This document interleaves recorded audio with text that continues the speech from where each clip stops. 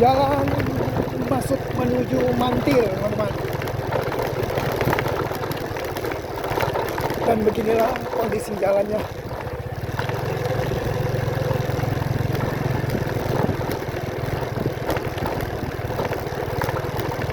Ya nggak jelek-jelek amat ya teman-teman, nggak seperti yang pernah kita lewati, yang seperti di Tempunak maupun yang di Manis Raya ya, macam itu jalannya lumpur semua. Kalau ini enggak teman-teman.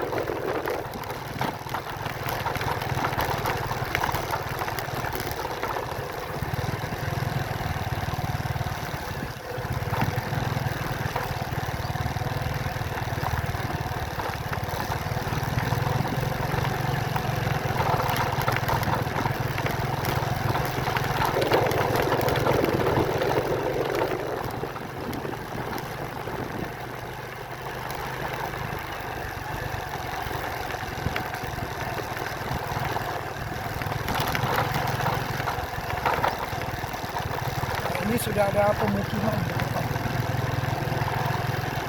cuma kita masih belum tahu apakah ini yang dimaksud dengan Desa Mantir